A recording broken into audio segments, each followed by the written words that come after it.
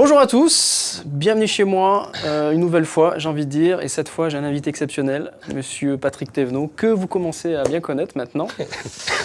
Et on est ici chez moi dans mon studio pour faire une petite comparaison parce qu'on a fait, on a posté différentes informations sur le blog, sur la page Facebook, et on a eu beaucoup de réactions sur ce mythe qu'est le Trinov. Et le SonarWorks, qui sont deux optimiseurs d'acoustique. D'électroacoustique. Voilà, j'allais dire d'enceinte, d'acoustique, en tout cas d'adaptation vocale. Voilà. Et donc on s'est dit, tiens, ça serait intéressant de faire un vrai test, une vraie comparaison, une vraie mise en situation. Donc on va faire ça ici dans mon studio, qui n'a pas une acoustique extraordinaire, on va pas se mentir, qui mériterait ce genre d'outils, ce genre d'adaptation. Et on va mettre ça en situation, on va comparer Trinov et SonarWorks. On va vraiment faire tout le processus un peu classique qu'on pourrait faire de manière naturelle, j'ai envie de dire, avec ces machines-là. Donc voilà, on avait fait une petite série de vidéos où on a présenté un petit peu ces phénomènes-là et on s'est dit, tiens, vu que c'est des outils qu'on utilise lors du séminaire, on s'est dit, tiens, ça serait intéressant de faire un petit test et de vous montrer à tous un petit peu comment ça marche. Voilà, ça peut être pas mal ça. Oui, absolument. Je pense qu'on peut arriver à faire quelque chose de comment dire. Le but, c'est pas de comparer deux outils qui sont pas comparables en fait au niveau déjà des prix. Ouais. Hein, mais ce qui est intéressant pédagogiquement, c'est de comprendre qu'est-ce qu'ils font, qu'est-ce qu'ils ne font pas, et qu'est-ce qui s'entend, j'irais, comment ça se traduit à l'écoute et sur le travail après par rapport aux deux outils. Voilà. Donc l'intérêt, c'est de faire et puis en même temps que ça soit un petit peu ludique, c'est un petit match, voilà. Ouais. Bon, on n'est pas sur le même. C'est un petit peu comme si on comparait une Lamborghini et puis une Mégane, quoi. Bon, la Mégane, c'est sympa, mais non, mais ce qui est intéressant, c'est au-delà de ces mesures, c'est justement comprendre les phénomènes acoustiques et surtout essayer de voir, comme on dit souvent, on l'a beaucoup dit, et puis on le redira certainement pendant ces vidéos, c'est rien ne remplace un bon traitement acoustique. On est d'accord. Physique, on est bien d'accord. Ça, c'est juste des outils qui nous permettent d'aller rien n'en place un bon traitement acoustique avec de bonnes enceintes. C'est ça. Et surtout, donc, on a des enceintes un peu moins bonnes et puis un traitement acoustique où on ne sait pas si ça coûte cher déjà. Oui, et puis des fois, on ne sait pas si on ne va pas déménager dans 6 mois. Donc, c'est une alternative intéressante parce qu'on peut faire avec l'optimiseur. Trinov, c'est la marque. Le nom de l'appareil, ça s'appelle un optimiseur. Tout le monde dit Trinov, mais normalement, c'est un optimiseur. Voilà. L'optimiseur de chez Trinov, c'est un outil qui est un petit peu comme un pur sang arabe. Ouais. Il faut le maîtriser. C'est ça. Voilà. Donc on va regarder ça. Ça peut intéresser, c'est assez ludique. Alors, vous comprenez peut-être pas tout ce que les manipulations, c'est vraiment complexe. C'est l'occasion de poser des questions. Voilà. Et puis on va voir avec SonarWorks parce que c'est un outil que je pense intéressant aussi dans une autre catégorie de prix, mais bon, on va voir par quoi il est limité. Et justement, on fera les mesures. C'est qu'en fait, l'idée, c'est de laisser travailler les appareils. Et puis après, on a un logiciel derrière donc de mesure. Donc c'est Clio. En réponse impulsionnelle, tout ça, on verra les ondelettes. On verra vraiment visuellement ce que les deux font et ce que les deux ne font pas. Et puis on terminera par une petite écoute. Et oui, bon, malheureusement, à travers la caméra, ça va être compliqué. Mais en tout cas, je pourrais donner mon ressenti, effectivement, sur mes Audio. Et je pense que je vais prendre une bonne claque. Bon, je l'avais déjà pris dans d'autres trucs, mais bon, voilà. Donc voilà. Bon, je te laisse faire. C'est toi l'expert là-dessus. Moi, je suis transparent. Voilà. N'hésitez pas, évidemment, à poser vos questions après. Mais bon, voilà, on fera ça un petit peu au coup par coup. En avant. À toi de jouer. On y va. Allez, c'est parti. OK. Bien, nous allons commencer par le réglage avec l'optimiseur. Donc là, alors vous avez ici, je ne sais pas si vous la voyez dans le cadre, mais oui, je pense, une sonde. Alors ce n'est pas un microphone, c'est une sonde tridimensionnelle qui a comme intérêt qu'elle ne capte pas uniquement la pression acoustique, mais aussi le champ acoustique, l'intensité, c'est-à-dire le flux d'énergie en fonction de la direction du son. C'est-à-dire qu'en fait, elle est capable de savoir d'où vient le son, ou si les enceintes sont bien positionnées, pas positionnées, etc. Et surtout le son qui vient du local, savoir s'il vient de devant, de derrière, et on ne va pas le corriger de la même manière. C'est qu'en fait, le but de ces mesures, de cette sonde, c'est de pouvoir faire des corrections qui correspondent à ce qu'on entend au niveau de la psychoacoustique de notre audition. C'est-à-dire qu'en fait, on est capable d'avoir une écoute sélective, donc des sons du local qui arrivent derrière, bon, on ne va pas y être sensible du tout de la même manière, comme les sons qui arrivent de devant, par exemple, par réflexion sur la console. Donc tout ça, la sonde est capable de savoir qu'ils arrivent avec différents angles, et donc d'en tenir compte d'une manière différente. Alors ça va se faire avec un truc, alors je vous le montre vite fait comme ça. Donc dans le setup, on a le config editor, vous voyez. Donc là, il y a un config editor, c'est en gros c'est des XML, voilà, c'est des lignes de commande. Et donc là-dedans, j'ai introduit, en fait, d'origine, quand on achète un optimiseur, c'est déjà préprogrammé d'origine. Moi, je l'ai un petit peu, boosté. Et j'irai tuner, on va dire surtout, en fonction des études de psychoacoustique que j'ai fait pour lui demander de calibrer le système en fonction de particularités psychoacoustiques que j'ai étudiées à l'époque, il y a quelques années de ça. Voilà. Donc tout ça va être paramétré. Donc on va lui demander de dire, voilà, donc dans le setup de MIT, combien il y a de sources. Donc là, on voit qu'on est en stéréo, on a une configuration extrêmement simple. On peut configurer avec des systèmes qui vont jusqu'à 5.1, 7.1 et au-delà. Ça dépend des licences qu'on prend de l'appareil. Mais avec une machine de base, on peut, avoir 3 entrées, par exemple, le gauche, centre, droit, et puis et plus le LFE, par exemple, et corriger les enceintes arrière avec un autre processing. Enfin bon, voilà. Donc ça, c'est le process de base. On a 2 entrées stéréo et c'est tout. Il n'y a pas d'entrée LFE ni rien. Les haut-parleurs, on en a 2 qui correspondent à ces 2 entrées stéréo. Hein, voilà. Il n'y a pas de bass management, voilà, donc OK. Parce qu'il n'y a pas de subwoofer, voilà, on n'a pas déclaré de subwoofer. Voilà, on peut faire du filtrage actif, mais là, on ne va pas le faire. C'est des enceintes qui sont déjà filtrées activement. Il y a le routeur, là, on peut rentrer en numérique ou en analogique. Hein, bon, voilà, c'est pour vous montrer. Speaker routing, là, on sort en A1, A2, qui sont les sorties analogiques A1, A2 derrière l'optimiseur, qui est en fait un ordinateur qui travaille sous Linux. Hein, voilà, avec des convertisseurs, bien sûr, intégrés. Voilà. Et puis après, on peut le mettre avec une clock extérieure, etc. Là, il est en master 48 kg.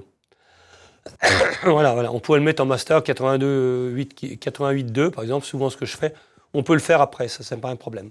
Voilà, donc là, on va calibrer le système. Alors lui, il va envoyer des impulsions. Alors, des impulsions, c'est des petites choses comme ça, très brèves. Mais lui, il va déformer ces impulsions, les transformer en pseudo-bruit.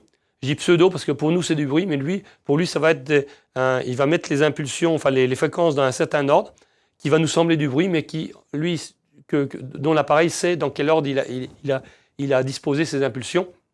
C'est pas ses impulsions, ses fréquences.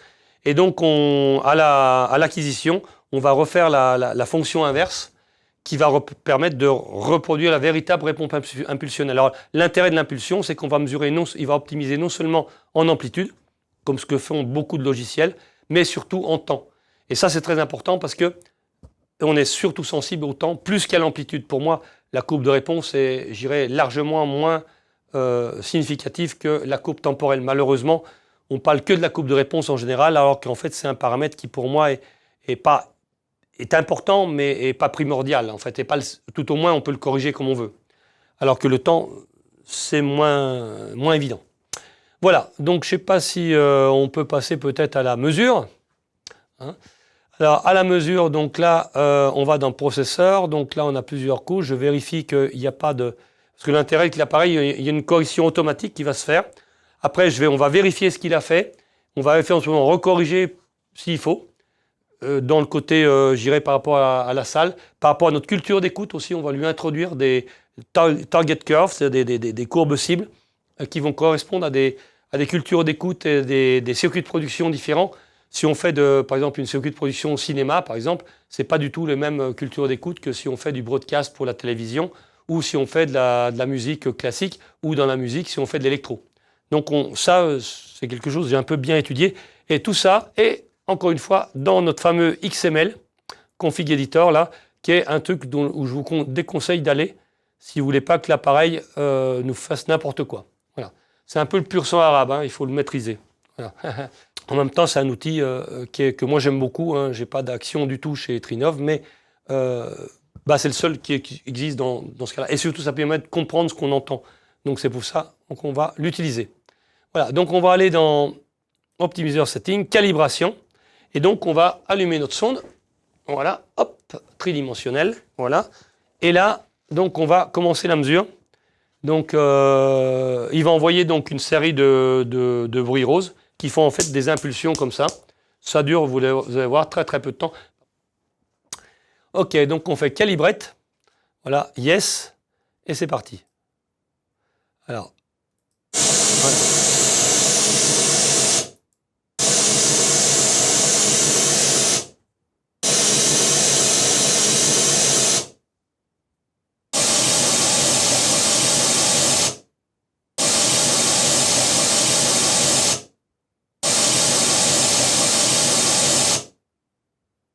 Voilà, il a terminé.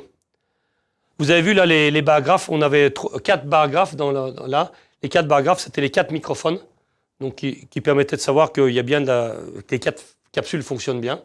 Et les 2 autres, c'était l'alimentation, ce qu'il recevait ce qu'il envoyait à l'enceinte de gauche et ce qu'il envoyait à l'enceinte de droite. S'il n'y avait plus d'enceinte, bien sûr, il y aurait automatiquement tous les barres graphes qui seraient. Voilà. Et là, donc, on met la source. Maintenant, on a 2 sources gauche-droite et puis les 2 enceintes gauche et droite. Voilà, donc maintenant, là, on va retourner dans le calibration. On lui dit qu'on va computer. Alors, vous allez voir un petit... Là, il marque notre aidé, vous voyez. Donc là, ça veut dire que maintenant, il a fait l'acquisition. Par rapport à ça, on peut lui demander d'appliquer en fait toutes les target curves je vous montrerai ce que j'ai fait. J'ai pas fait une courbe droite exprès, en fonction des enceintes acoustiques que je connais, en fonction de la salle, enfin de l'acoustique de la salle. Mais il va en fait essayer de reproduire au maximum ce que je lui ai demandé dans le setup. On y va, on fait compute. Voilà. Donc vous avez les petits trous qui s'allument là. Donc il dit qu'il est en train de mouliner. Donc là, je dirais qu'il va aller un peu plus vite que nous. Hein, moi, pour faire un réglage comme ça, et encore, je ne peux pas à la main, avec un Soundwave par exemple, ou un Xilica, que j'utilise souvent. Il me faut en gros une demi-journée pour pouvoir faire un réglage comme ça. Lui, il met 10 secondes, quoi. Hein, même pas. Voilà, donc évidemment. Et puis après, il va computer pendant une petite minute. Voilà, c'est fini. Voilà. Et là, on va pouvoir, donc là, il me dit que je suis en mute, voilà, on va pouvoir maintenant regarder ce qu'il nous a fait. Alors, voilà nos courbes de réponse avant et après. Donc là, on a 1 dB par petite division, là, et 10 dB par grande division. On s'aperçoit que la courbe est très torturée. Alors, ce n'est pas la courbe des enceintes, ça, hein, parce que sinon, ces enceintes d'Inaudio seraient en panne. Hein. Là, les enceintes d'Inaudio, surtout qu'elles sont dans l'axe, elles sont droites. Par contre, là, ça va être, en fait, des trous et des bosses qui correspondent à l'enceinte plus la salle. Et là-dessus, donc, il va avoir fait une courbe droite. Alors, cette courbe droite, en fait, il ne l'a pas faite n'importe comment en mettant... si on prend l'amplitude directe, par exemple, on s'aperçoit qu'il y a un gros trou ici. Alors, ce gros trou, là, qui est à 800 Hz, par exemple, eh bien, c'est dû à quoi ? C'est dû à la réflexion sur la console. Si on regarde la réponse impulsionnelle, on voit déjà la réponse impulsionnelle avant et après.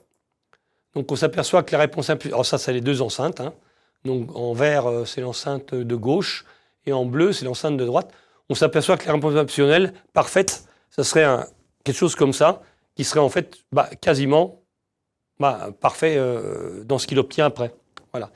Donc on a quelque chose de vraiment très très correct. Voilà la réflexion sur la console, là, pour les 2 enceintes acoustiques. Et cette réflexion, elle va arriver tellement près, hein, elle arrive à 1 milliseconde après le son direct, voilà exactement, hein. Et comme elle va arriver très très près après le son direct, eh bien notre oreille ne pourra pas la séparer du son direct.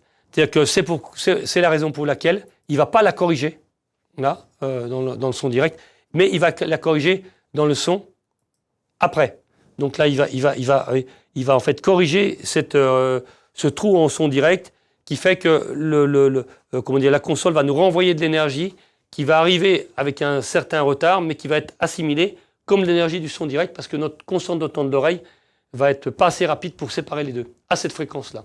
Bon, ça c'est un truc que je connais relativement, qui est assez classique. Dès qu'on met les enceintes en bandeau vers une console, il se passe ce phénomène-là. qui va avoir pour incidence de détimbrer, bien sûr, le son. Et en plus, c'est autour de 1000 Hz, évidemment, sinon c'est pas drôle. Et donc là, bien, ça va aussi, alors, il va pas supprimer cette réflexion, hein, mais il va compenser cet effet sur le timbre. Ça, on peut le faire manuellement aussi, hein, mais ça prend plus de temps. Et cette courbe, ce que j'appelle l'effet de fusion, est intégrée dans le process de l'optimiseur par, ça c'est ma touche, je dirais, personnelle, on va dire. Alors, si on regarde le temps de passation de groupe, c'est le retard, on s'aperçoit que les enceintes d'Inaudio, c'est typiquement classique de cette enceinte-là, on s'aperçoit que là, vous voyez que ça, c'est les deux courbes, donc là, c'est le temps. On a, si on dilate un petit peu, voilà, on a ici 0,5 millisecondes par division. On s'aperçoit que tout l'aigu est en avance jusqu'à 2 kg. Et à partir de 2 kg, fréquence de coupure des haut-parleurs, d'ailleurs, comme on a 25 cm, chez Dynaudio, ce n'est pas les plus réussis quand même, celle-là, il faut le dire. À ce niveau-là, c'est normal parce qu'on a une grosse bobine avec une toute petite bobine et il faut raccrocher les deux. Et donc là, on voit qu'il y a un retard. Donc tout l'aigu va être en avance, ce qui donne un côté brillant qu'on peut aimer ou pas aimer, mais qui a un défaut. Si on veut une écoute monitoring qui soit, je dirais, un outil de travail neutre, il ne faut pas ça. Voilà. Et après, bon, voyez, par exemple, là, on voit la réflexion sur la console. Alors celle-là, on ne peut pas l'enlever, hein. On va la réduire un peu, mais on ne peut pas l'enlever. Pour la bonne raison, c'est que, évidemment, il faut faire de l'antisignal. Bon, c'est pas possible dans ce cas-là. Et pour la bonne raison, c'est que, en fait, on va, cette réflexion, elle va se traduire à l'oreille par une petite instabilité des voix qu'on ne peut pas éviter, mais qu'on va limiter fortement. Puis après, ça prend du retard, voilà, hein, tout l'ensemble. Voilà comment on peut interpréter en quelque sorte. Mais le plus... il y a la phase aussi, hein, voilà, la phase avant et après, bon, c'est sans commentaire. Hein, voilà. On va diminuer un petit peu, voilà, donc, si on diminue, voilà, on a quelque chose d'assez symptomatique de ce que fait le système. Voilà, y compris dans le grave d'ailleurs. Voilà. Donc ça, c'est pour ce qu'il va faire. Alors, l'optimiseur va aussi faire un truc intéressant, c'est qu'on peut voir la position des enceintes. Par exemple, là, on a vu que l'enceinte de droite était un tout petit peu plus loin que l'enceinte de gauche. Hein.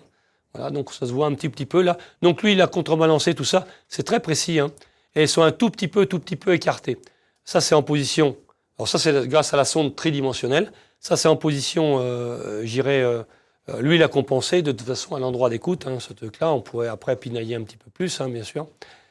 Alors ça, c'est vu de dessus.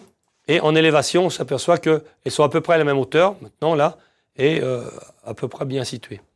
Donc ça permet de voir si on respecte bien le triangle équilatéral, c'est-à-dire les normes ITU, ce qui est le cas à peu près ici. Il faut les resserrer un tout petit peu. Ou alors, reculer un petit peu la position d'écoute, mais de 10 cm, hein, donc bon. C'est très, négligeable. Voilà. Donc, c'est un petit peu ce qu'on peut dire, ce qu'a fait l'optimiseur. Maintenant, il faut écouter. Alors, surtout, on va mesurer ce qu'il a fait et on va le corriger dans une deuxième phase, éventuellement.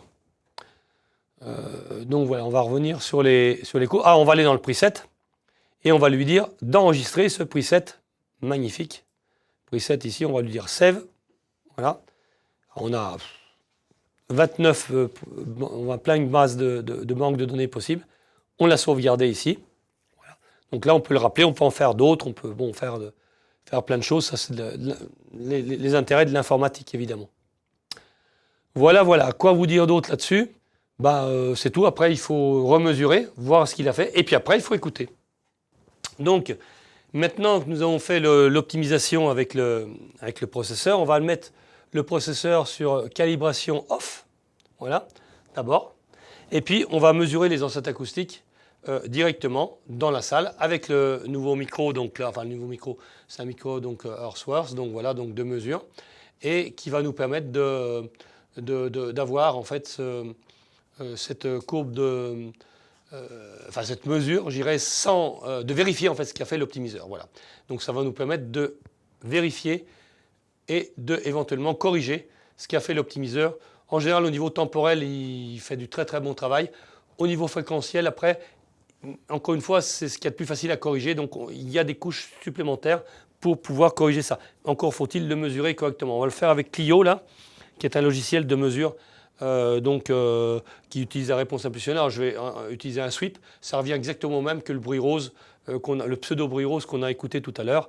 Mais bon, c'est pas tout à fait le même signal, mais c'est le même process et les mêmes calculs.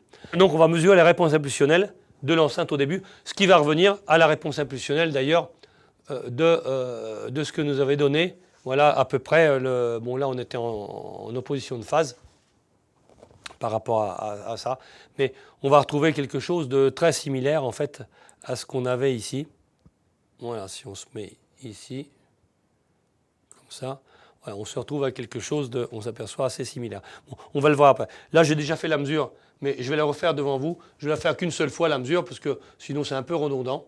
Hein. Donc je vais faire la mesure, vous allez voir comment ça se passe, ce n'est pas très compliqué.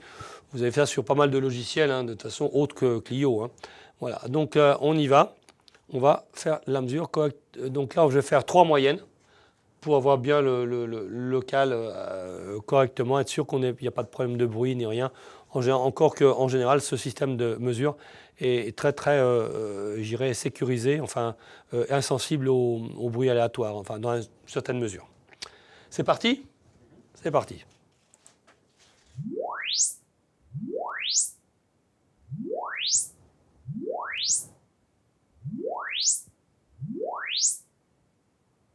Voilà. On retrouve évidemment la même courbe, puisque je l'avais enregistrée juste avant pour regarder ce qui se passait, pour ne pas perdre trop de temps sur la visio. Voilà, donc là, c'est cette courbe-là. On s'aperçoit que par rapport à l'optimiseur, on trouve bien quelque chose d'assez similaire. Vous voyez, l'échelle n'est pas la même, hein, mais si on prend la même échelle au niveau de l'optimiseur, on s'aperçoit que là, on a bien quelque chose de très similaire des deux côtés. Hein, on trouve bien on trouve la réflexion sur la console. Enfin, il a mesuré la même chose, ce qui est quand même rassurant, n'est-ce pas? Alors maintenant, une fois qu'on a ça, on fait la courbe de réponse. Alors la courbe de réponse, la voilà. Donc la courbe de réponse, on va la mettre en blanc, ici. On s'aperçoit qu'on a une courbe de réponse qui doit correspondre globalement à la courbe de réponse en amplitude qu'a trouvé l'optimiseur au départ. On s'aperçoit que voilà, il a un petit peu sous-estimé l'aigu, surestimé l'aigu, lui, hein, alors que moi, je l'ai un petit peu sous-estimé. Alors après, ça dépend peut-être de l'étalonnage du microphone. Encore que mon microphone doit être bien étalonné. Mais ça, c'est un peu normal. C'est un petit peu parce que là, on a la salle avec. Donc, il ne va pas tenir compte. Mon microphone, il faut dire, est un petit peu plus directif que la sonde ici, dans l'Omni. Donc, on va tenir compte plus du son direct. Ce qui est normal, puisque moi, je vais trouver moins de son, peut-être par rapport aux réflexions du plafond, tout ça. Mais on voit qu'on trouve bien la même allure de courbe. Ça, c'est avant progression. Alors, on va faire quelque chose qui est assez intéressant maintenant, qui est la mesure en ondelettes. Alors, les ondelettes, c'est très, très parlant. Peu de gens utilisent ça. On confond souvent avec les waterfalls ou le spectrogramme. Ce n'est pas du tout pareil, ça n'a rien à voir. Même si visuellement, c'est très comparable. Pourquoi ? Voilà, ça c'est la mesure en ondelettes de ma réponse impulsionnelle que je viens de mesurer là. Donc je l'ai déjà faite ici. Alors, pourquoi ça n'a rien à voir? Parce que ça n'utilise pas la FFT comme principe de calcul, mais précisément des wavelets en anglais, donc ondelettes en français, qui a un mode de calcul qui est beaucoup plus visuellement, je dirais, comparable et au niveau sensibilité à ce qu'on entend. Je ne vais pas rentrer dans le détail, mais je trouve que ça correspond bien à des choses cachées. Par exemple, avec des ondelettes, on peut mesurer, par exemple, un instrument de musique réel, pas que des enceintes. Alors qu'avec avec la FFT, on ne peut pas mesurer la mesure d'écoulement d'énergie d'une guitare acoustique, par exemple. Alors que là, on pourrait. Hein. Donc là, on le fait pour l'enceinte acoustique. Hein, mais on pourrait le faire pour n'importe quelle autre source sonore. Alors, comment ça se lit? Ben, vous avez ici, donc là, avec le curseur, là, donc de 20 Hz, dans l'ordonnée 20 Hz, 20 000 Hz, la fréquence. Là. Vous avez le temps en millisecondes en bas, en abscisse, qui va de 135 millisecondes ici à 420 millisecondes. Bon, ça, c'est ma fenêtre de mesure que j'ai ciblée dans je suis parti de la réponse impulsionnelle que je viens de mesurer, hein, là, d'accord ? Et je lui ai appliqué ce calcul en ondelettes. Et la couleur, ben, c'est le niveau en dB. Entre le rouge et le noir, on a 25 dB de dynamique. Voilà. Alors, en fait, on voit tout là. On voit l'enceinte acoustique hein, dans le local. On voit les réflexions sur la console. Vous voyez qu'on voit qu'il y a des réflexions sur la console un petit peu vers 3000 Hz. Surtout vers 1000 Hz. C'est celle qu'on voit tout à l'heure, la principale là. On la voit bien ici, vers 1000 Hz, là qu'on a mesuré tout à l'heure. Plus vers 110 Hz, tout ça. On a des gros problèmes dans le bas médium. Vous voyez. Là, on a une onde stationnaire. Donc, une onde stationnaire, c'est un peu un ressort qui se mettrait dans la salle, et invisible bien sûr, et qui va être excité par le haut-parleur. Le ressort va se comprimer, qui est la salle, donc là, et il va se décomprimer, et le son va arriver avec un certain retard et avec une certaine... il peut y avoir des oscillations, ce qu'on perçoit tout à fait ici, avec des trous et des bosses. Voilà. On voit tous les trous et des bosses, donc ça fait un petit peu... C'est un espèce d'effet waouh, comme ça, qui va être perceptible sur les reverbs, quand on règle un son dans le grave, un noise gate, une couleur d'instrument, ça va être toutes ces réglages vont être superposés par cette activité temporelle de la salle qu'elle va nous ramener en fait dans l'enregistrement. Alors on va voir comment l'optimiseur traite ce problème-là. Et là, on voit qu'il y a un gros traînage dans l'extrême grave. Là, ben oui, il n'absorbe pas vraiment en dessous de 35 Hz. Là, on a un peu de mal à absorber, bon, ce qui n'est pas trop un problème à cette fréquence-là quand même, mais on pourrait mettre un petit peu plus d'absorption dans ce cadre-là. Surtout, le gros problème, c'est autour vous voyez, en plus de ça, vous voyez que l'énergie n'arrive pas par paquet. Hein, elle arrive un peu dissymétrique, c'est-à-dire que toutes les fréquences n'arrivent pas en même temps. Donc ça va agir sur le côté slam, etc. Si on dilate maintenant cette énergie complètement, vous voyez, si on dilate ici, okay, et on prend que l'enceinte acoustique proprement dit, voilà, ici, hein, voilà, on va séparer un petit peu tout ça, voilà, on va regarder, on va dilater un petit peu ça, on va retrouver en fait ce que nous a dit l'optimiseur, c'est-à-dire qu'en fait tout l'aigu arrive en avance. Là, il est en train de calculer. Donc la réponse impulsionnelle par rapport, voilà. Et là on voit bien, alors c'est pas significatif dans le graphe parce que j'ai pas assez de fenêtres de mesure, c'est significatif jusqu'à 300-400 Hz à peu près là. Hein.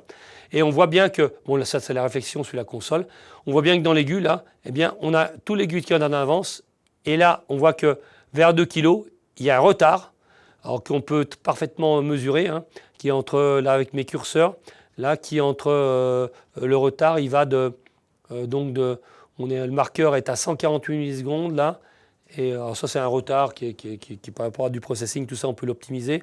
Et puis là on est à 149, on a quasiment presque 0,8 millisecondes de retard, ce qu'on avait mesuré avec l'optimiseur dans le groupe délai. Si on regarde ça, hein, ce retard, on le retrouve ici. Voilà, on le retrouve complètement ici. Ce retard ici, là, donc là on trouve bien le même type de retard avec pas la même courbe ici, mais là on le voit particulièrement. Hein. Donc ça c'est très très intéressant parce que ça permet évidemment ça va être la typologie de l'enceinte, que tout l'aigu arrive avant. Alors on va l'entendre mieux, ce qui était une volonté d'ailleurs de toutes les enceintes de l'époque de cette génération-là. Qui était que comme l'aigu arrive avant, même si la courbe est droite, on va l'entendre un petit peu plus fort, il va il va se séparer un petit peu du reste, et on pourra l'écouter dans un milieu bruité, ça va donner un son typé, avec lequel on peut s'habituer à travailler, mais qui n'est quand même pas la réalité, et qui est fatigant à la longue. Hein. Donc ça, c'est l'expérience en général, et c'est dû à ça. Donc on va maintenant faire la mesure. Maintenant on va faire optimisation ici on. Voilà. Optimisation on. Et c'est parti. Donc là on a remis l'optimisation. Donc là comme on a fait la mesure précédemment. Hein, et on va revenir. Donc ça c'est ma courbe de réponse que j'enregistre que je mets en surbrillance en bleu là. Et je vais avoir maintenant ma réponse impulsionnelle, ma nouvelle. Et on refait une acquisition. C'est parti.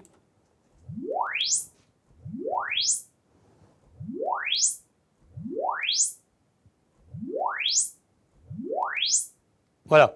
Alors là maintenant, si on regarde ce qu'il se passe, on s'aperçoit que, évidemment, la réponse impulsionnelle ne va plus du tout être la même. Hein. On a bien une réponse impulsionnelle qui est beaucoup plus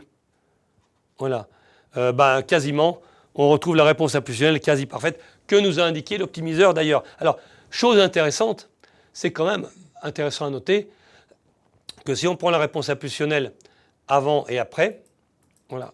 Donc voilà, la réponse impulsionnelle avant, c'est ce qu'on avait. La réponse impulsionnelle maintenant, c'est ça. Il faut savoir que la réponse impulsionnelle que nous donne l'optimiseur, ce n'est pas ce qu'il a mesuré, c'est ce qu'il a calculé. Et ça, c'est ce qu'on mesure. Et on s'aperçoit qu'en fait, comme stupeur, c'est quasiment pareil. Voilà. Donc ça, c'est plutôt rassurant. C'est qu'il a calculé quelque chose qui correspond à ce qu'on mesure, ce qui est quand même pas mal. Voilà. Alors maintenant, on fait la courbe de réponse. Donc la FFT, on s'aperçoit qu'on a une courbe de réponse qui n'est pas parfaite, mais qui est quand même beaucoup mieux que ce qu'on avait. On voit qu'on a une courbe qui est descendante régulièrement là, ce qui est un peu normal, puisque en fait, je lui ai demandé une courbe qui descendait un petit peu en cible. Ça, on va la rajuster après à l'oreille, et puis on la corrige dans un deuxième temps.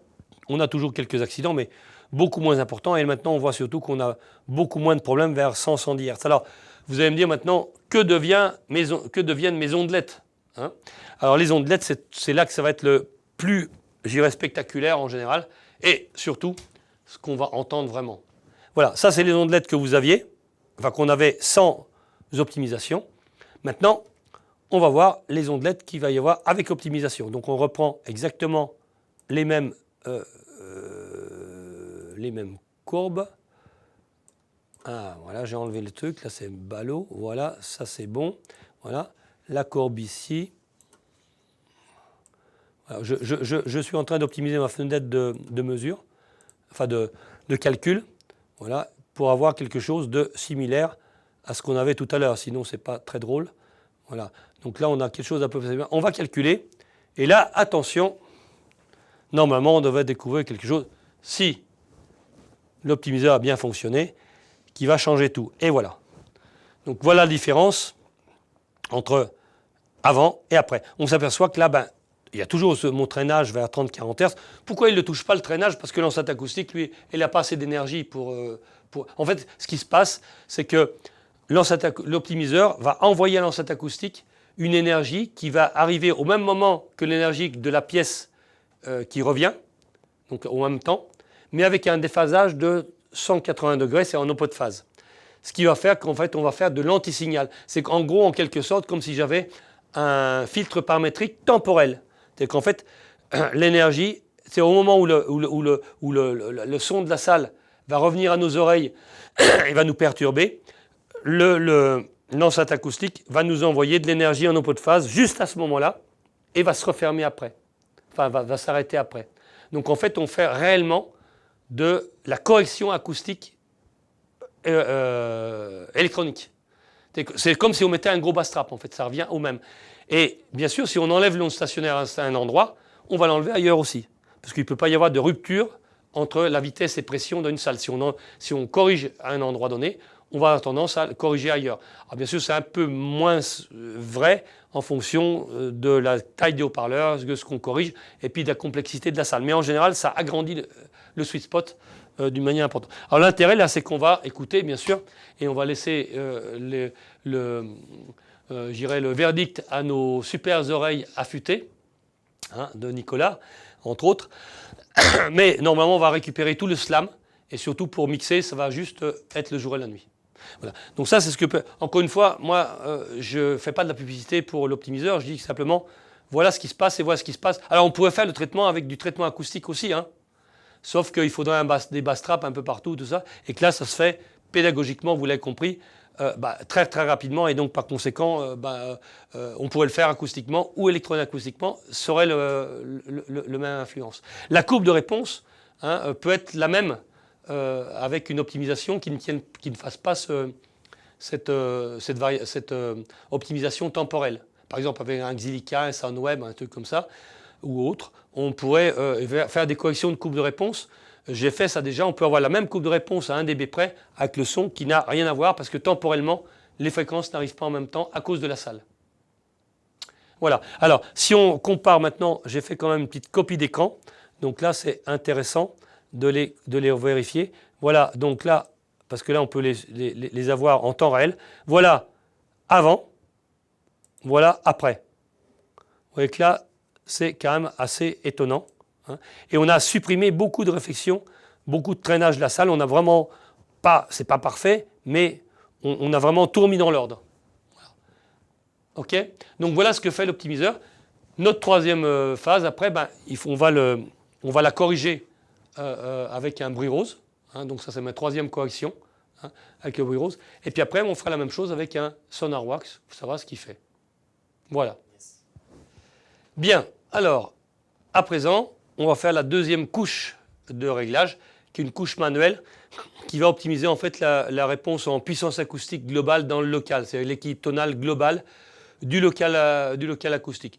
Ce que ne fait pas forcément très très bien l'optimiseur d'ailleurs à ce niveau-là, c'est pour ça que je le retouche toujours, mais c'est prévu, puisqu'on peut avoir une deuxième couche. Vous voyez, on a donc je suis dans la couche processeur là, de l'optimiseur, donc normalement vous devez voir ça. Et là, j'ai pas mal de choses, donc j'ai meter, master, etc.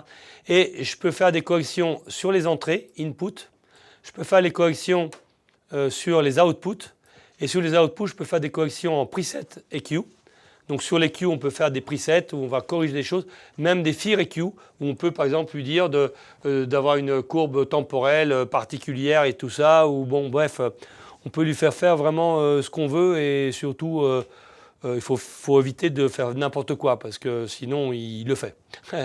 Donc voilà. Donc, et puis on a des user EQ enfin. Donc il y a en gros 4 couches possibles. Il y a input EQ, output EQ en preset EQ. Je ne parle pas des FIR EQ où il faut être plus expérimenté pour savoir ce qu'on manipule, amplitude et phase séparées. C'est pas évident. Et puis on peut faire aussi un user EQ qui est en fait la dernière couche à l'oreille qu'on a mixé avec quelques morceaux.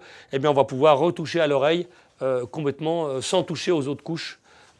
Et ça, c'est très, très important de bien le faire dans cet ordre-là et avec ce nombre de séquences, en fait, on va dire. Donc là, faisons la deuxième couche. Alors, la deuxième couche, on va faire... Là, je vais le faire. Des fois, je le fais d'une manière plus précise. On va essayer de le faire assez rapidement, là. Donc, on va le faire en bruit rose. On va balancer un bruit rose sur chaque enceinte séparément. Hein. Vous savez ce que c'est qu'un bruit rose. Voilà. Et on va mettre un analyseur tiers d'octave.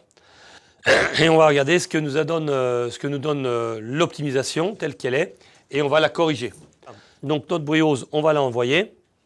Voilà. Et vous regardez la courbe que je vais obtenir. Voilà.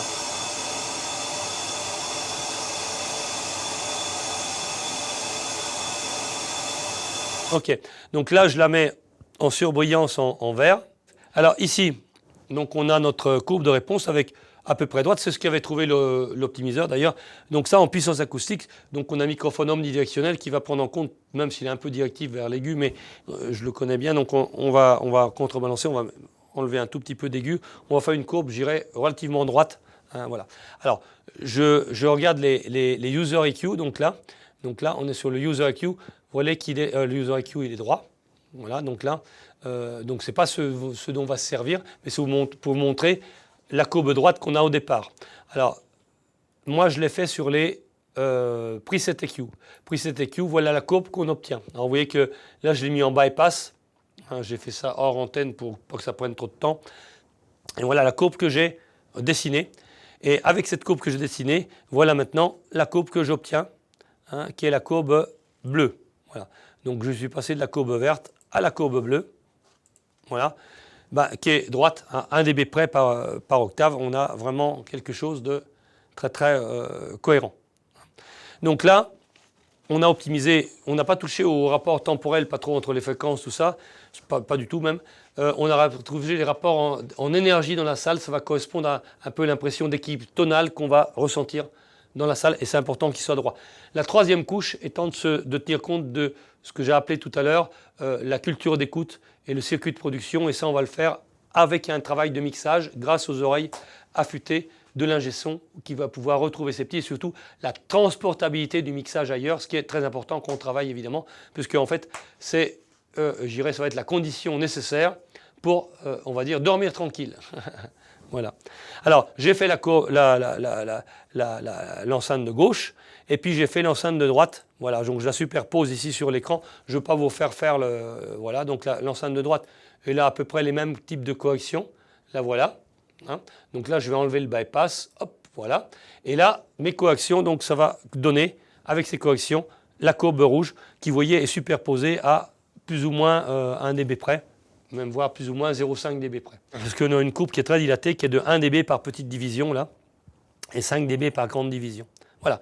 Donc là, à partir de ce moment-là, eh bien, on peut écouter.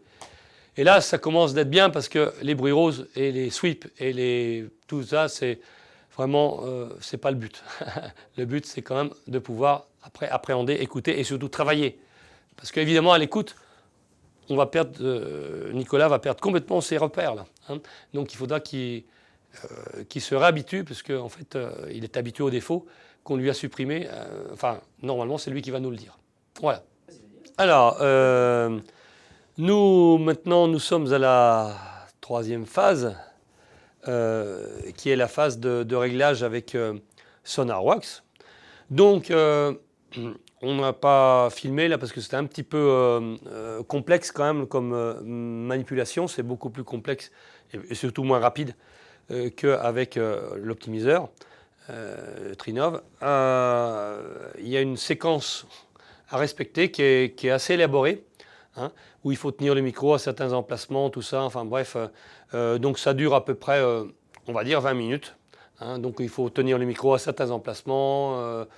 Et puis après, on va faire donc contrairement à l'optimiseur, on a un seul point de mesure, mais on mesurait le champ acoustique. Donc bon bref.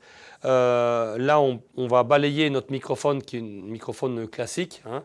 Moi, j'ai utilisé un Earthworks, là, mais on peut utiliser un Behringer, le microphone qui vend avec, etc. À partir du moment où il est étalonné et de bonne qualité. Et on balance ça dans une carte son. Et puis après, on récupère ça dans SonarWorks via Pro Tools ou etc. Et donc, la procédure est assez complexe. Elle dure en gros, ils disent 20 minutes, mais on y a bien passé une demi-heure. C'est 20 minutes, c'est quand tout se passe bien en fait. Hein. Donc il y a des fois, si on est vers un mur, trop près, tout ça, c'est pas évident. C'est basé sur plusieurs types de mesures, des mesures de variation de distance en fonction du niveau, en se mettant très près des haut-parleurs, au sweet spot, à l'endroit d'écoute. Et puis après, il y a, je ne sais plus combien, une vingtaine de points. Je crois c'était plus, une quarantaine plutôt de points de mesure. Donc c'est assez fastidieux quand même à faire, disons-le. Maintenant, une fois que c'est fait, on trouve, voilà, donc là, je ne sais pas si vous allez voir ma courbe, normalement, voyons, on doit le voir. Voilà la courbe de réponse une fois que donc l'optimisation est faite. Eh bien, SonarWorks nous montre la courbe avant. Alors, c'est plutôt rassurant, on trouve quelque chose d'à peu près identique, même très identique par rapport à ce qu'on trouvait avec Clio, normalement, donc avec le logiciel de mesure que j'ai, là, en courbe de réponse, tout au moins. Donc ça, c'est bien. Là, il nous coupe la courbe de réponse vers au-dessus de 10 kg, ce qui, a priori, donc ça veut dire qu'il n'a pas fait de correction au-dessus de 10 kg. Soit c'est parce que la carte son, c'était une petite Behringer qui n'était pas terrible, mais parce que le micro, lui, monte à 35 kg, donc il n'y a pas de raison. Honnêtement, je ne sais pas pourquoi. Après, ça ne veut pas dire qu'il n'y a pas de son au-dessus de 10 kg. Hein. Voilà, il n'a pas fait de correction, en tout cas. Donc ça, c'est avant. Et puis après... Donc on va, alors il ne nous donne aucune indication sur la réponse impulsionnelle, là on ne peut pas voir la réponse impulsionnelle, mais rassurez-vous, je l'ai mesurée, bien sûr. Donc on retrouve la réponse impulsionnelle qu'on avait tout à l'heure de la DIN Audio avec l'aigu en avance temporellement, le médium, hein, donc on a l'aigu ici, le médium qui est là, la réflexion sur la console, tout y est. Voilà. Ça doit être une réflexion au plafond, je pense. Hein. Voilà. Donc si on fait la courbe de réponse maintenant, la courbe de réponse, alors j'ai fait les deux enceintes, bien sûr. Alors, les deux enceintes, ce n'est pas tout à fait le cas ici. Hop, voilà, j'enlève cette courbe-là, parce que celle-là n'est pas la bonne. Voilà. Donc voilà, la courbe de réponse sans correction. On retrouve bien notre trou à 110 Hz, qui est une rotation de phase due au couplage de l'enceinte. Enfin là, donc ceux qui ont suivi le stage récemment, là, ils pourront comprendre. Donc on a vraiment un couplage de l'enceinte au local. C'est que l'enceinte, lui, à 110 Hz, elle est correcte. Hein. Simplement, le haut-parleur émet du son, mais il ne se transmet pas au local par mauvaise adaptation d'impédance. C'est un petit peu comme si on ramait, mais que la rame ne trempe pas dans l'eau. On n'avance pas beaucoup. Voilà. Donc ça dépend du local. Et là, on voit qu'il y a un trou en courbe de réponse, parce que autour de 100 Hz, hein, avec deux bosses de chaque côté, vers 110, 100, 130. et puis une autre vers 60, qui sont liées à ce fameux problème de couplage. On a toujours notre trou vers 800 Hz, là, qui est lié aux réflexions sur la console. Bon, on retrouve, là, on voit qu'on mesure bien au-dessus de 20 kg sans problème. Bon, voilà. Donc ça, c'est notre courbe de réponse. En waterfall, en ondelette, on retrouve la même chose. Hein, je ne veux pas vous le montrer, mais je vous le montrerai après. Mais on retrouve bien notre répartition d'énergie en fonction de la salle et en fonction des ondes stationnaires, on retrouve bien comme sans correction. Donc, je dirais déjà que sans correction, il n'abîme pas le signal, ce qui est déjà bien. Voilà. Donc maintenant, on va mettre la correction. Donc, si on met la correction, maintenant, on va se mettre sur, voilà, donc on va aller sur Pro Tools, voilà. Et là, maintenant, on met la correction en marche et hop, voilà ce qui se passe. Alors, on a plein de courbes dans tous les sens, là. Donc, on va en enlever quelques-unes. Donc, on a plein de courbes, voilà, correction, on va l'enlever. Voilà, before, after, c'est déjà pas mal. Voilà. Donc on voit nos courbes ici. Donc ça, c'est les deux enceintes, bien sûr. Et alors j'ai fait un petit tilt ici que je vais enlever d'abord. Donc on peut lui donner. Alors ça, c'est intéressant. On peut lui donner des courbes cibles, ce qui n'est pas inintéressant, ce qui correspond à la culture d'écoute en fait, et puis à l'acoustique de la salle pour retrouver un mixage cohérent par rapport à notre acoustique, à la proximité de nos enceintes. Donc ça, on va le faire à l'oreille, on va dire en dernière phase d'optimisation. Donc là, qu'est-ce qu'on voit? On voit que là, on a deux possibilités. Donc on a une possibilité de zéro latency et de linear phase. Alors en fait, quand on met zéro latency, on s'aperçoit que le filter phase là, eh bien, on voit qu'il est activé. C'est qu'en fait, on va modifier quand on parle de la phase, en fait, on va modifier les rapports temporels entre les fréquences. Et on voit que vers 100 Hz, il a bien effectivement modifié des choses là. Alors que quand on se met en linéaire phase, il modifie rien du tout. Il modifie que la courbe de réponse, en fait, hein, et un petit peu éventuellement. Voilà. Alors, si on prend la courbe de réponse maintenant, hein, si on prend ici, donc là, la courbe de réponse before et after, voilà. Donc, il a bien corrigé la courbe de réponse. On est d'accord, hein, c'est la courbe bleue qu'il y avait au départ. On est venu avec la courbe, j'irais quasiment, qu'on ne voit plus trop là, ici d'ailleurs. Donc on va, ouais, attendez. Donc là, c'est simulate after. Voilà, les limites, la correction. Donc before, after, ouais, c'est ça. Donc before, c'est la courbe bleue. Si je l'enlève, voilà, after, c'est la courbe, la nouvelle courbe là, et on voit qu'il y a quelques petites suroscillations, mais qu'il m'a fait une courbe droite. Hein. Par contre là, il n'a pas touché du tout à la phase. Hein. Alors pourquoi c'est marqué linéaire phase? Parce que, pour des raisons, c'est ce qu'ils expliquent, pour des raisons de pré-ringing, bon voilà, il a mis en fait, il a prévu un étage tampon de 45 millisecondes exactement. Donc là, on a une latence gauche et droite de 45,35 millisecondes très exactement. Il a calculé. Ne me demandez pas pourquoi, ça doit être un problème de process interne qui permet de fonctionner comme ça. Voilà. Donc moi, personnellement, j'ai mesuré, bien sûr, après, en linéaire phase et puis en zéro latency, où a priori, là, il a touché à la phase. D'accord ? Donc il a fait des choses. Et bien sûr, on va voir maintenant en réponse impulsionnelle ce que ça donne. Et puis en ondelette, n'est-ce pas ? Donc vous avez bien visualisé ces deux courbes. Vous pourrez y revenir bien sûr sur la vidéo dessus.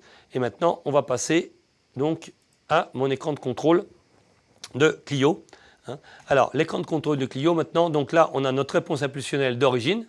Maintenant, on va charger la réponse impulsionnelle, donc je l'ai appelée, donc ça c'était LT0. On va, donc là, attendez, c'était peut-être pas LT0 d'ailleurs, tout à fait, que je vous ai fait donner là. Ouais, elle n'était pas tout à fait pareil. Vous voyez que ça a changé un petit peu. Voilà, on n'était pas très loin. Hein. LT0, voilà, c'est ça. Hein.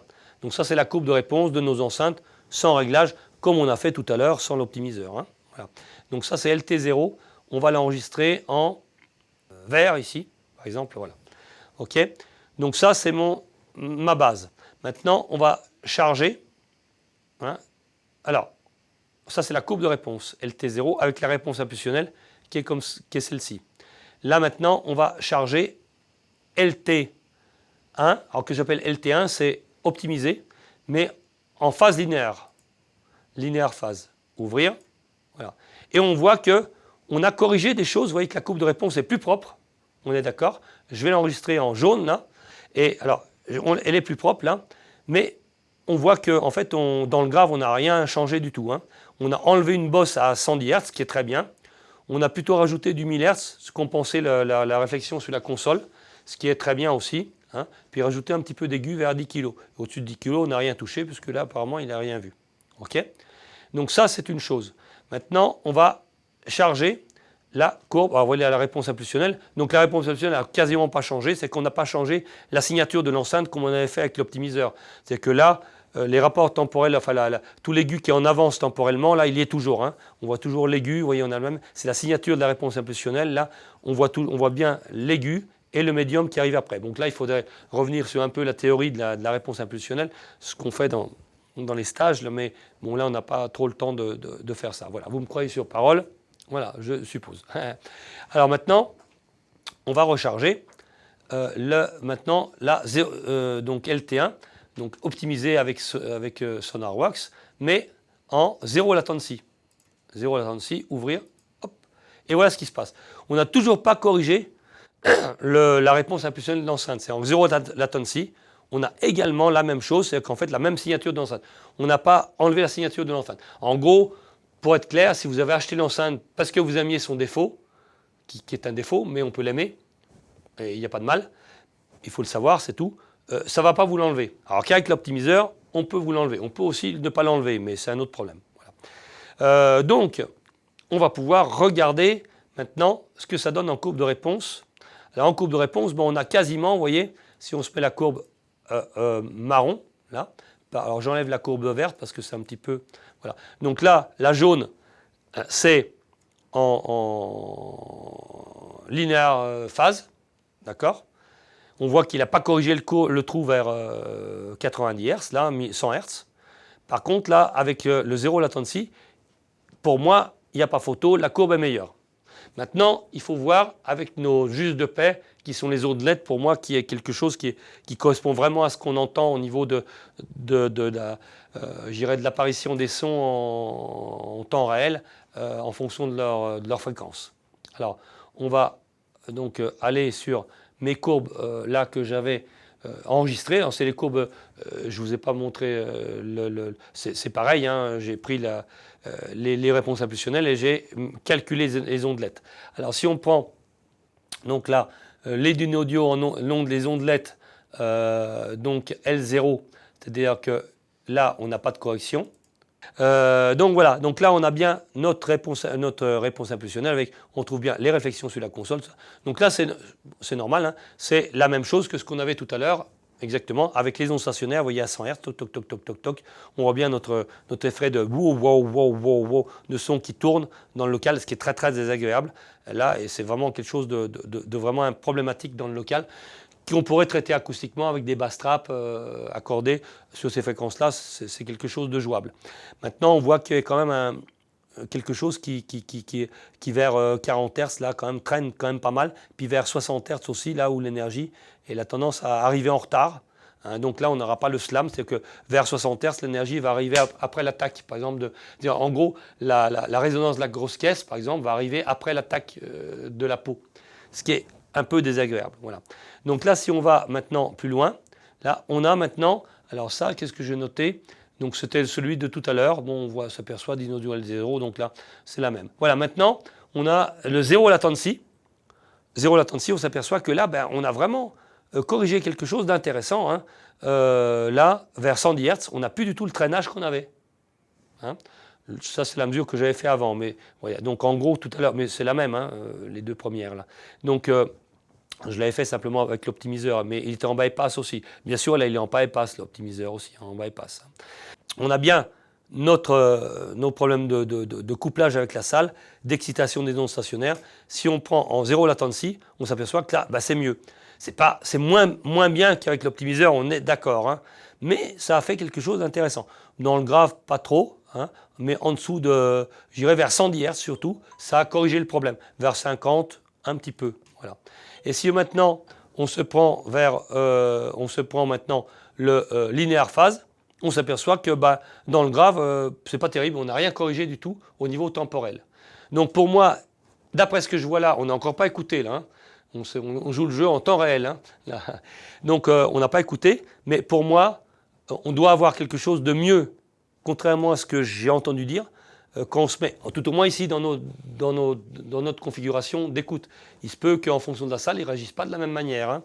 Mais ici, dans cette cabine, hein, qui est assez grande, voilà, on va avoir pour moi un son qui sera meilleur ici en zéro latency qu'en linéaire phase. Hein, pour moi, ça a mieux corrigé. Maintenant, on va écouter pour savoir si effectivement à l'oreille, c'est bien ce qu'on entend. Voilà. Donc Patrick, tu viens de finir toute l'optimisation, Voilà. toutes les procédures, notamment le SonarWorks, le Trinov. Donc tu nous as expliqué Voilà, on a tout pris ça. un petit peu de recul, on s'est reposé les oreilles. Donc maintenant, on va pouvoir écouter. Écoutez, c'est ça. Donc c'est là où justement... L'heure Instinct critique, donc on va pouvoir juger. Comment tu veux qu'on fasse? On fait un petit... Alors moi, ce que je pense, on va écouter un truc à vide. déjà comme ça, Ouais. un morceau que tu connais bien. Ouais. Tu connais bien le mixage, tout ça, voilà. Ouais. Ok. Qui est un peu complexe quand même, où il y a un petit Ouais. peu toutes les fréquences. Bon, après, j'ai pris, voilà. Donc, hein. Et on va écouter avec le SonarWorks, enfin sans correction aucune. Ouais. Hein. Donc je vais enlever la correction du Trinov, parce que les deux sont en cascade là. Hein. Oui, évidemment. Donc je vais mettre en correction, donc sans correction directement. Donc j'ai fait des presets dans l'optimiseur pour éviter les corrections. Donc là il est en bypass total. Et donc on va écouter. Bon là c'est vrai que du coup sans rien, je commence à connaître mes enceintes évidemment. Voilà. Donc mais c'est bien de se les remettre dans l'oreille. Et après on écoutera le SonarWorks avec la correction zéro latence. Ouais. Et la correction linéaire. Pour voir un petit peu ce qui se passe. Yes. Allez, je vais voir déjà ça. Et tu nous dis. Pour l'instant, pas de surprise.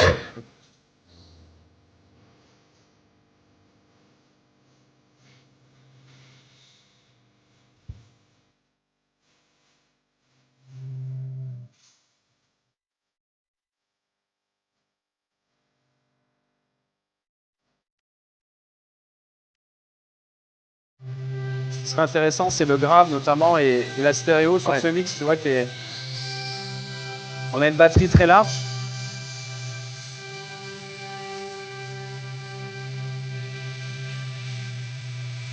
Et c'est relativement compressé, donc ça peut être...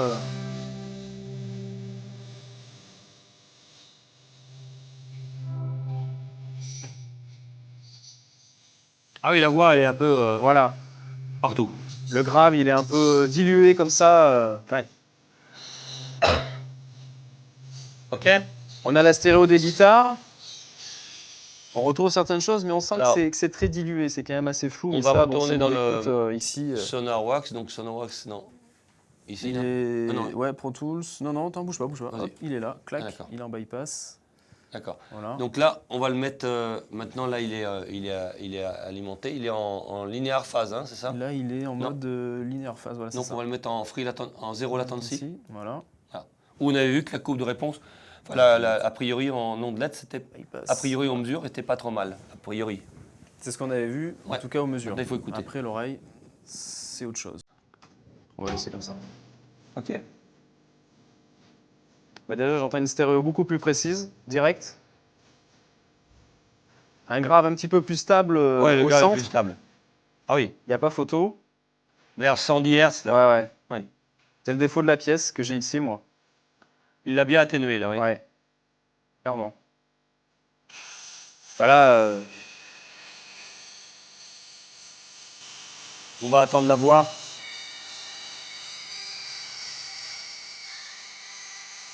Ouais, c'est... Ouais.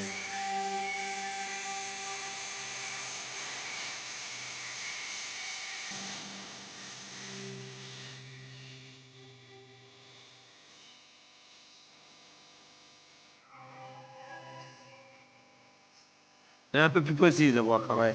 Et pas énorme. Hein. Ouais.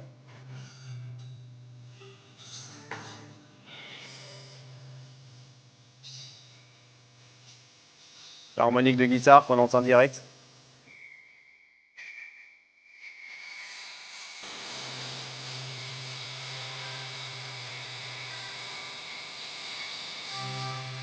Ouais. On sent direct déjà un grave beaucoup plus stable, l'impact de la grosse caisse qui est beaucoup plus précis, tu vois, beaucoup plus net. Et la stéréo, effectivement, on voit que voilà, dès l'entrée du mix, déjà sur l'intro, on a la stéréo de la batterie, c'est beaucoup plus net. Le grave est vraiment là, au centre, bien centré, bien stable. Donc, la même chose maintenant en linéaire, donc avec la correction de phase. Correction de voilà, linéaire phase, voilà. C'est parti. Play.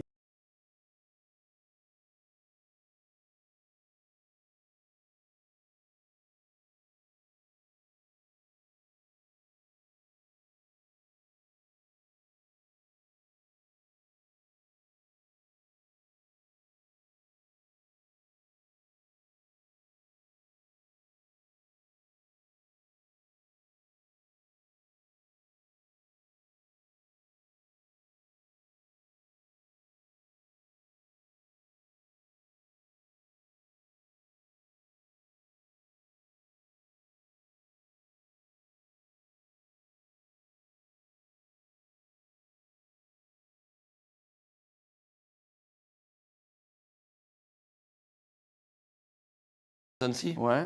Allez, c'est pas. Un peu. Ah oui, non, mais dans le grave, il y a une différence. C'est mieux quand même. Ah oui, oui, oui. Ah oui. Oui. C'est ce qu'on mesure quand même. Ça me rassure. Il est peut-être juste moins fort, je sais pas. Comment on pourrait dire. Forcément. Ah oui, il y avait une bosse de, je sais pas combien, 10 dB là. Non, mais. Non, c'est beaucoup mieux comme ça. Hein.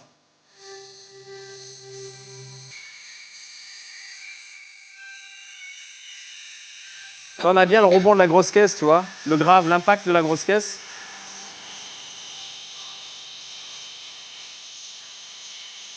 On a bien la stéréo des guitares, les cymbales aussi dans l'aigu. Tu vois, les accords ici bien là, bien placés, bien nets. Ouais. La voix bien là.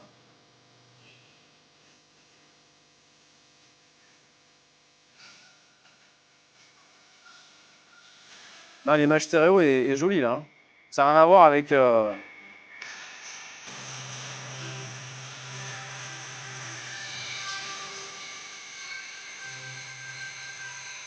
Si on enlève le réglage. Ouais. Là, c'est le fouillis total là.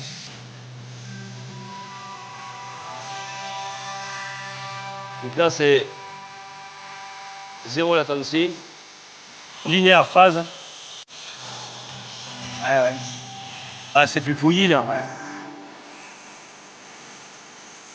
0 latency. Ouais. Bon, ça dépend des parties évidemment, mais ça dépend ce qu'on écoute. Mais non, il n'y a pas. Là, comme ça marche super bien. Hein. Au Alors, niveau de. moi, je pense que ici, je sais pas si tu es d'accord avec moi, mais Ouais. pour synthétiser, par rapport à ce qu'on a mesuré hier là, le 0 latency, moi, je le trouve plus précis. Plus efficace, ouais. Après, Carrément. plus efficace. Après, c'est ce qu'on a mesuré ici. Alors, j'ai la petite idée pourquoi des fois c'est plutôt l'un. D'ailleurs, ils proposent les deux. On propose un mix des deux. Parce que Ouais, c'est peut-être suivant les bah situations. oui, parce que en fait, comme on fait du multipoint, bah évidemment, il fait de la moyenne de spectre. Donc là, il a plutôt fait un bon travail en ce qui concerne tout ce qui est éliminé vers le 110 Hz, là où il y avait un gros problème dans le. C'est mon problème Voilà. principal. Et ici, là, il a bien bossé et on l'entend et on le mesure. Avec les ondelettes, on l'a vu donc avant là, ouais, sur les, et sur les mesures. Et c'est bien ce qu'on entend, une bosse d'ailleurs qu'on voit ici avec le. Oui, il la représente très bien. La bosse vers, on a 10 dB de bosse pratiquement à 110 Hz là. Et donc du coup, comme on l'a réduit évidemment, bah, on excite moins la salle. Ce qui fait que voilà, on était dans le bon sens. Mais ça va dépendre un peu. Chaque cas est un cas particulier. Oui, ici, ce qu'on peut dire. On avait fait l'exercice chez Gilles par exemple, c'était pas terrible. du tout efficace. Non. Comme quoi, donc ça, c'est un petit. C'est pour ça qu'ils proposent de faire des essais. Bon, ce qui est assez. Mais ça fait plutôt du travail. Là ici, c'est plutôt correct. Hein? En tout cas, ça fait du bien. Ouais. C'est clair. Là-dessus, il n'y a pas photo. Ouais. Donc c'est là où… On essaye l'optimiseur, donc Alors là- c'est vrai qu'on n'est pas bien objectif parce qu'on sait très bien que le Trinov va aller beaucoup plus loin. Bah, heureusement, parce que c'est pas le même prix non plus. C'est hein. pas le même prix non plus. Même dans l'optimisation, c'est vrai que tu as fait un travail beaucoup plus poussé. Ouais. On va beaucoup plus loin. Bon, c'est vrai que le SonarWorks, voilà, on l'a dit, hein, tu fais des mesures, tu prends une quarantaine de points. Et comme tu l'as dit, il fait une moyenne. Donc effectivement, voilà, c'est un petit, j'ai envie de dire, c'est un petit bonheur à la chance finalement, parce que si les salles ne fonctionnent pas comme chez Gilles, C'est il statistique. suffit qu'il y ait un gros écart d'une zone à l'autre, disons, et forcément, s'il y a des gros écarts, les moyennes vont se réduire et du coup, C'est vraiment statistique. Et C'est puis enfin, statistique, c'est ça. aller un peu au cas par cas. c'est ça. Ouais, ouais. Mm. Donc voilà. C'est pour Dans ça mon qu'ils cas- proposent, ce qui est intelligent, d'avoir plusieurs types de… ouais. Bah oui. Ce qui est pas idiot, Bah oui. effectivement. Ouais, pour faire face à tout Non, le c'est scénario. un produit intéressant. Ok, donc je l'ai mis en bypass, là, Bypass, celui-là. alors je vais bypasser carrément le plug pour pas qu'il Voilà, pour pas qu'il nous embête. même les niveaux qui ne changent pas. On va rester sur le même morceau. Voilà. Donc on va Et on va voir repartir sur… ce que ça donne. Ok, On y va? c'est parti. On essaye? Voilà. Allez, je Donc remets. déjà, Donc là, on il se est en remet dans haut. le…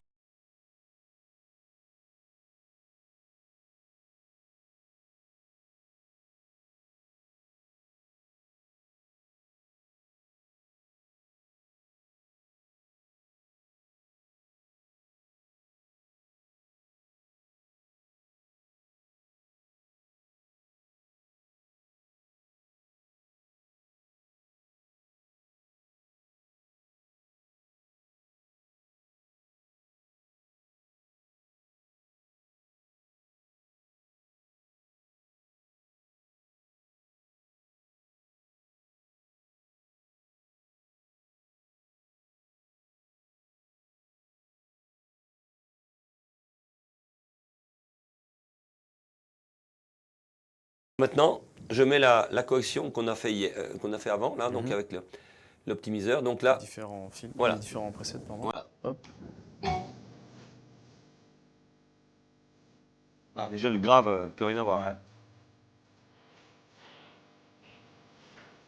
Là, c'est marrant parce que j'entends ce petit phasing que tu disais dans le centre, là, ce Ouais. 2 kilos.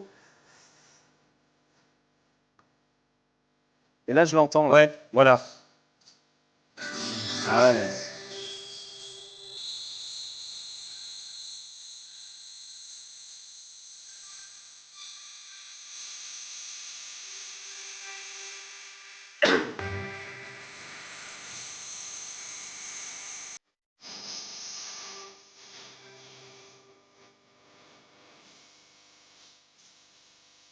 C'est marrant parce que Ouais, il y a un petit truc, hein. dans ce médium là, ouais. Mais c'est assez. Alors, c'est Qu'est-ce que assez- tu constates là? Moi, je l'entends, mais je veux que tu… Par rapport au, Ouais, alors au déjà, médium, ouais. voilà. Mais d'une manière générale, globalement, par rapport déjà… Je pense que déjà, l'énergie est beaucoup mieux représentée au niveau du grave. Elle est à la fois plus précise et plus présente, si tu veux, tu vois.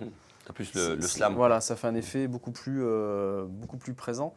Et notamment, sur l'équilibre spectral, on a vraiment l'impression, on peut dissocier vraiment toutes les fréquences. Ça me fait une espèce d'image, si tu veux. Alors, je sors de tes critères, mais tu vas m'engueuler. Mais si tu veux, j'ai l'impression de voir un carré et j'entends mon grave en bas et je vois mes aigus vraiment dans les extrémités. Ouais, Mais ouais. c'est la manière dont c'est Là, mixé. c'est la transparence, en fait. Voilà. Et on a Que exactement. tu ne colles pas la source avec ce que tu entends. Voilà, on a bien le côté, on a bien la stéréo, mais on a aussi cette espèce de champ fréquentiel extrêmement bien réparti, si tu veux. Ouais, tu vois. ouais. Mais ça, après, c'est aussi dans la manière dont c'est mixé, Mm. tu vois, à mon avis. Mais il y a beaucoup plus d'énergie. L'énergie est beaucoup à la fois mieux fournie, si tu veux, Mm. et plus précise. Alors, bien sûr, on a pris un petit peu de recul entre les deux Oui, les deux prises. Là. évidemment. Et donc, il y a un petit truc une espèce de vers entre Il y a 2 effectivement vers 2-3 kHz, Ouais.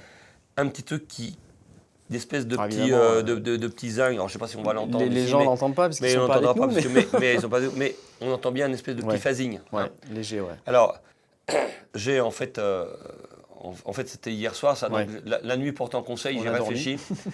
Et en fait, je sais pourquoi. Ouais. Donc là, voilà. Donc j'ai fait une petite correction en arrivant là ce matin, et je vais faire écouter maintenant avec la petite correction. Donc j'ai pas refait d'acquisition, mesure, mais j'ai fait une petite correction où tu vas me dire Si si c'est ça c'est toujours valable. Donc on va écouter la même chose, mais avec la correction, donc un nouveau preset. Moi, je l'entends sur la Donc peau de qui est avec la même caisse claire, acquisition d'hier, mais j'ai fait une petite modif dont je parlerai après pour quand même Pour démystifier la expliquer, chose, pour expliquer. Tu me dis quand même. C'est bon. Ouais, mais je l'entends direct. Sur le pot de la caisse claire, voilà. J'ai Voilà. plus l'effet de phase. Ouais, Voilà. exactement.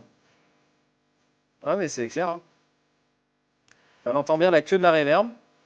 On entend bien le pré-délai. On entend la réverb derrière. Ah, puis là, C'est assez. la mise en place, c'est. Ah oui, oui, oui.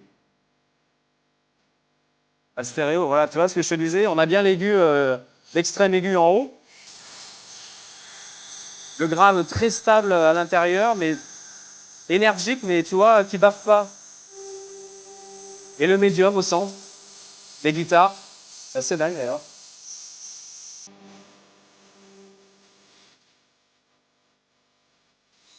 Le La cymbale, voix, elle est là. Hein. ouais.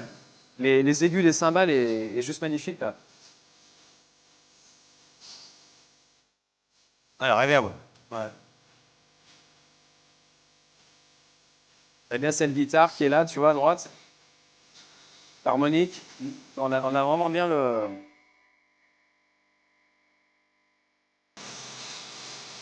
Il y a de la profondeur aussi. Hein. Ouais, profondeur.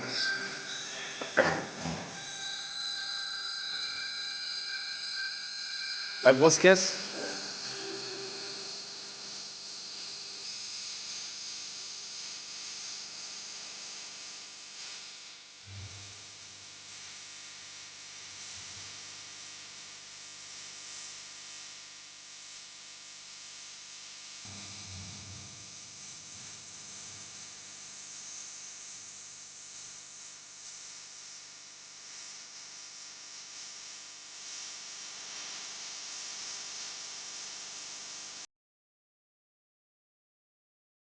Non, c'est. Ouais.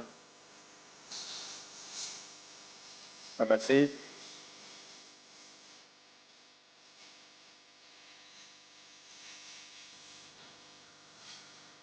On pourrait presque déterminer sur le plan stéréo où sont placés chaque élément. Section par section, tellement c'est précis en fait. Couper puis dire. Ouais. Ah, mais on m'entend là. On m'entend à travers le micro. Ouais, ouais. Ouais, on serait presque capable de dire comme ça, sur le plan stéréophonique, même sous le plan de la profondeur d'ailleurs, Oui. où sont placés tous les éléments. On a bien grosse caisse, caisse claire. On a beaucoup d'énergie dans le son de cette grosse caisse, l'impact de la batte et la résonance de la peau qui amène ce grave, Ouais, la c'est basse clair. qui vient appuyer ça. Et là, c'est très. Tu sens cette énergie, mais qui envahit pas, contrairement à 100. Voilà, le médium des guitares, le haut des cymbales voilà, qui est.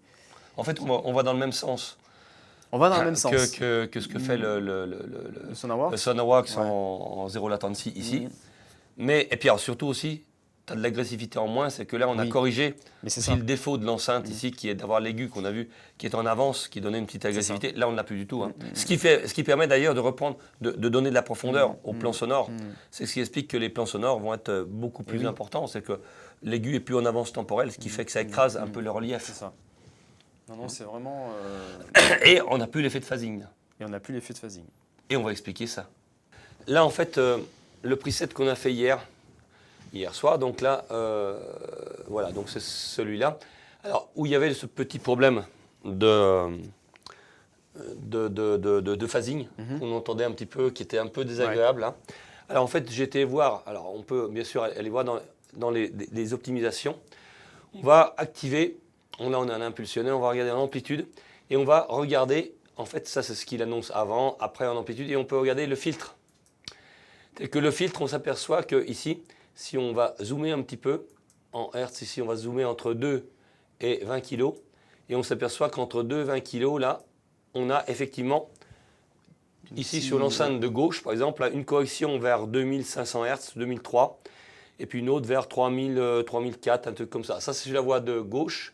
Sur la voie de droite, alors voilà, ça c'est très intéressant, vous voyez. C'est décalé. Donc là, on a un petit décalage. On a les mêmes corrections, mais décalées. Alors pourquoi? Parce que les enceintes ne sont pas au même endroit. Les enceintes ne sont pas au même endroit et la sonde, on l'a mis à un endroit qui correspond à notre tête, au milieu de la tête, mais pas nos 2 oreilles qui sont de chaque côté. Exactement. On n'a pas Et l'écart, donc, du coup, lui, pris séparément, il a fait bien la bonne correction. Mais nous, quand on écoute avec nos 2 oreilles, vous voyez ce petit truc-là, ces petites on ondulations là, ressent comme ce ça, petit truc, ouais. ça, eh bien, on va Exact. l'entendre comme du phasing. C'est ça. Et c'est exactement ce qu'on entend. Alors, on a été un petit peu, on voulait aller assez rapidement, mais on aurait pu l'éviter, ça, en faisant du multipoint. Hein. C'est que quand on fait le calibrage, hein, si on se met en calibration ici, on s'aperçoit que, vous voyez, ici, il y a mesurement 1. On n'a fait qu'une seule mesure, mais on peut en ajouter. On peut mettre plusieurs mesures. On peut faire une mesure numéro 2, une mesure, vous voyez, il est marqué add. Faire ce que fait Sonarworks, finalement. En fait, on peut faire exactement la même chose que fait Sonarworks. Alors moi, souvent, ce que j'ai déjà fait avec cet appareil, c'est que je prends la sonde à un endroit donné, hein, voilà. Je la décale, donc c'est celle-là, hein, voilà, ok. Je la mets ici, à cet endroit-là, au milieu de la tête, autrement dit là. Je la décale de 10 cm d'un côté qui correspond à mon tympan de cette oreille-là. Je la décale de 10 cm de l'autre côté qui correspond à mon tympan de l'autre côté. Un peu avant, un peu arrière, éventuellement un petit peu au-dessus, un petit peu en dessous. Et ces acquisitions, ça prend 10 secondes, donc c'est pas fastidieux du tout. Et donc l'intérêt, c'est quoi? C'est qu'après, on peut l'utiliser ou pas. C'est qu'en fait, on peut lui dire, voilà, si tu as fait par exemple une correction ici, et que cette correction n'est pas valable ailleurs, on ne va pas la prendre en compte. Et lui, là-dessus, il ne fait pas des moyennes de spectre. Oui, c'est toi qui lui voilà, dis, il va trouver l'impulsion, il va chercher l'impulsion la plus symptomatique et celle qui lui paraît la plus cohérente. Et il va se calquer dessus, ce qui permet d'éviter ce genre d'artefact qu'on a vu là. Hein. Donc ça, c'est très intéressant parce que, évidemment, voilà, donc on a ce problème-là, là on l'entend. Alors si on avait fait du multipoint, on pourrait ici, avec l'écoute, grâce à l'écoute, on pourrait réinterpréter ça et réintroduire les points à côté et puis vérifier, on le fait recalculer, si il n'y a pas d'acquisition à faire à nouveau, on fait recalculer et on verrait que ça va s'enlever. Alors, comme on n'a pas fait du multipoint, il y a d'autres moyens. Il y a d'autres moyens. Voilà. Et donc, la nuit, pourtant, conseil, je n'ai pas réfléchi toute la nuit, hein, mais quand même, voilà. Donc, ce que j'ai fait, là, ce matin, je me suis dit, on va procéder autrement, parce qu'on ne va pas tout refaire. J'ai utilisé ce que j'appelle, voilà, j'ai utilisé un autre preset, là, maintenant, que j'appelle un preset FearEQ. Alors, j'ai introduit là-dedans, voilà, maintenant, j'ai introduit là-dedans, donc, dans le... FearEQ, tu peux peut-être rappeler... Voilà, donc, alors, FearEQ, on va rappeler ce que c'est. Dans l'output, j'ai une possibilité, maintenant, j'ai activé un FearEQ. Un FearEQ, c'est un équaliseur. Dans le FearEQ, on a en fait une possibilité d'égaliser séparément l'amplitude et la phase. Ou de corriger l'amplitude et que la phase suive autour. Enfin, on peut faire ce qu'on veut. Alors, ayant détecté qu'à gauche et à droite, on a 2 corrections légèrement différentes, eh bien, dans le FearEQ, qu'est-ce que j'ai fait? Eh bien, si on va voir, voilà, j'ai fait 2 petites corrections ici. Hein.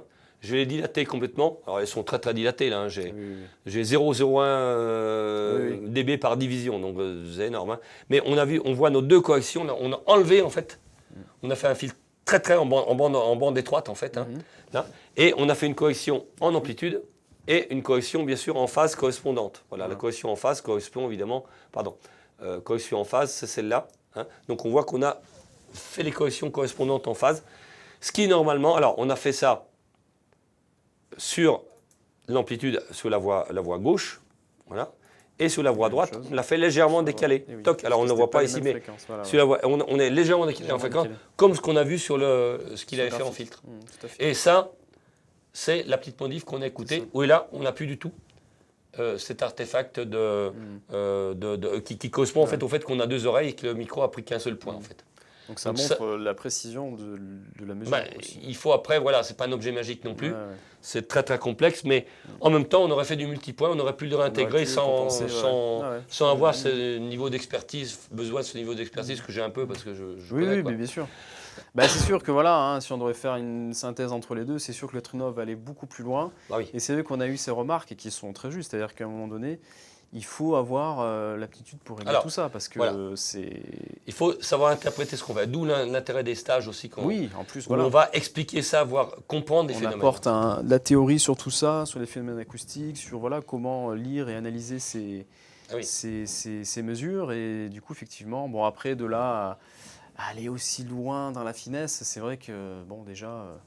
Sur un réglage voilà. standard, on arrive déjà à avoir quelque Ouais. chose d'assez étonnant. Alors, ce qui est intéressant aussi, c'est que par rapport au SonarWax, qui fait en fait quand même un excellent travail, compte tenu du prix, Oui, bien sûr. il s'en sort pas mal. Ouais. Hein, il s'en sort pas mal. En fait, ici, aussi, ce qui se passe, c'est que le SonarWax, il va faire, lui, il ne travaille pas du tout comme l'optimiseur. Il va pas remettre en place, il ne va pas recalculer la réponse impulsionnelle, corriger les défauts de l'enceinte ou ni quoi que ce soit. Il va, en fait, des moyennes de spectre. C'est ça.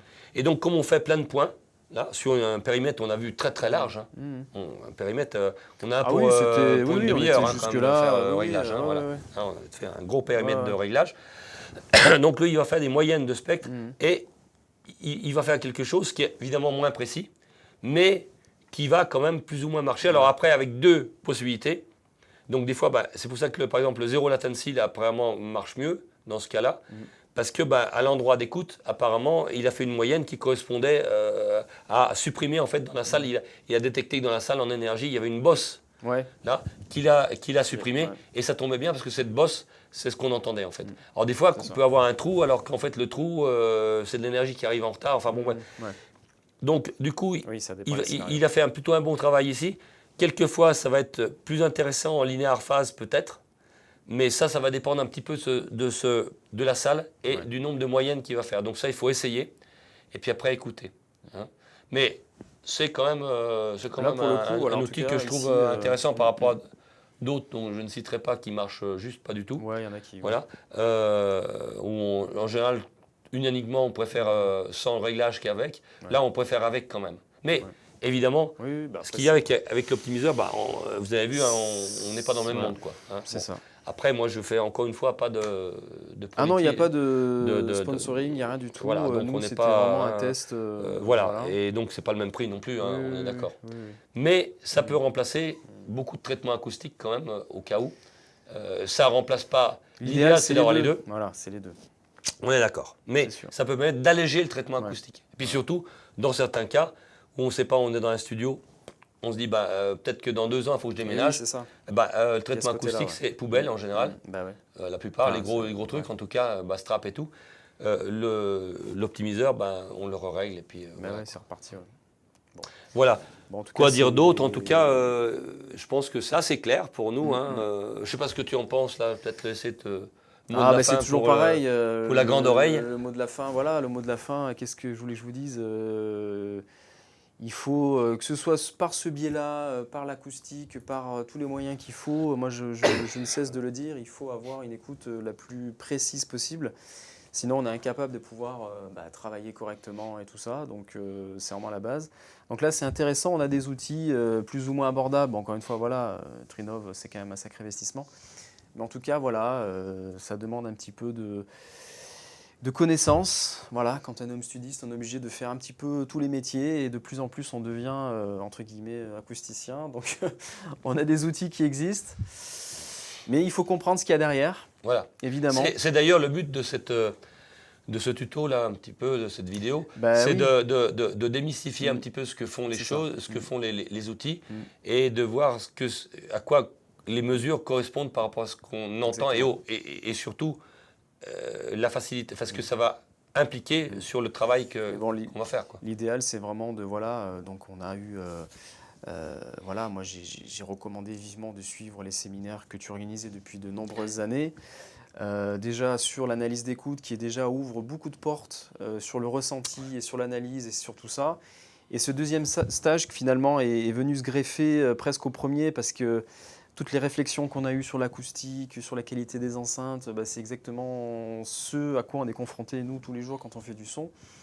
Et là, on va beaucoup plus loin. Et c'est vrai que là, avec un même système, juste en travaillant déjà sur soi, on n'a pas du tout la vision des choses. Après, évidemment, il y a l'apport théorique, peut-être investir un petit peu dans certains outils. Mais en tout cas, on sait où on va et on sait surtout pourquoi on le fait. Et c'est quelque chose à surtout pas dénigrer, à sous-estimer, parce que la précision d'une écoute, c'est la clé de beaucoup de problèmes. C'est clair que souvent, c'est complètement, moi je trouve ça assez surréaliste des fois que des jeunes qui débutent tout ça, donc ils s'occupent de Pro Tools, de plugins, de ampli micro, de tas de trucs, ce qui est bien. Et puis l'enceinte à la fin, on n'a plus de budget, là on va aller chez Darty, c'est une paire d'enceintes, j'exagère un peu, mais on n'est pas loin des fois, quoi. Et je trouve ça vraiment une erreur, vraiment. Oui. Vraiment. Eh oui. Puis bon, comme tu Puis l'expliques très l'acoustique bien, aussi de la salle. la bonne enceinte n'existe pas. Voilà, donc. La bonne enceinte n'existe pas, la bonne salle idéale n'existe pas, C'est ça. et le bon système de correction n'existe pas C'est non ça. plus. C'est Donc tout c'est l'ensemble compliqué. qui va faire le. C'est pour ça que ça rend la chose compliquée. Avec un arbitrage qui va être en fonction de son budget, évidemment. C'est ça. Mais on peut le voir des fois sur long terme, Ouais, bien sur sûr. plus long terme. C'est qu'on peut diluer. Oui, ça demande un peu d'expérience, un peu Voilà. d'essai, de voir un petit peu des choses et puis se faire son propre avis Voilà. et puis après prendre les bonnes décisions. C'est sûr, c'est sûr. Voilà, Nicolas. Bah, Patrick, merci beaucoup Écoute, c'était un d'être plaisir. venu Puis j'espère que ça me aura voir. servi à. Bah, j'espère vraiment. Surtout, Ah. n'hésitez pas à poser vos questions. Hein, vraiment, ces vidéos sont faites pour ça. C'est pour voilà, vous sensibiliser sur l'importance de ces sujets-là. Donc n'hésitez pas à poser vos questions. Hein. Patrick est très présent aussi de plus en plus sur le blog, bien sûr, vous l'avez vu. Donc c'est un passionné, tout comme moi et comme nous tous finalement. Donc voilà, n'hésitez pas à échanger, poser les questions, etc., etc. Et puis à bientôt, à très vite. Je pense qu'on va préparer la suite, hein, d'autres choses, hein, parce qu'évidemment, ça suscite beaucoup d'intérêt et beaucoup de gens veulent voir dans le concret. Parce que là, on fait des choses, évidemment, on compare des systèmes, ben, c'est évident qu'on ne peut pas vous faire profiter comme moi je peux ressentir les choses ici. L'idée, c'est de venir dans les séminaires et vivre le truc vous-même, et c'est encore le meilleur moyen, quoi. C'est bon, c'est pas pour faire de la pub, hein. Nous, on ne gagne pas beaucoup d'argent avec tout ça, mais c'est vraiment pour que ça existe. Voilà, le but, c'est que ça existe, et puis on verra après sur le long terme. Voilà. Mais en tout cas, voilà, c'est pour ça, profitez-en. Parce que si un jour on se rend compte que finalement, ça ne peut plus exister, Ouais, ce serait dommage. et vous avez remarqué que j'ai deux chevaux blancs, mais dans 10 ans, je n'aurai peut-être plus envie de transmettre tout ça, parce que voilà. donc là, il faut en profiter. C'est pour ça que j'essaye de faire ça maintenant aussi. Bah oui, non, mais c'est sûr, c'est sûr. Voilà. Bon, en tout cas, merci Patrick, merci à tous. C'était un plaisir. Et bah, à bientôt, voilà, pour la suite. Ciao, ciao. À plus, merci.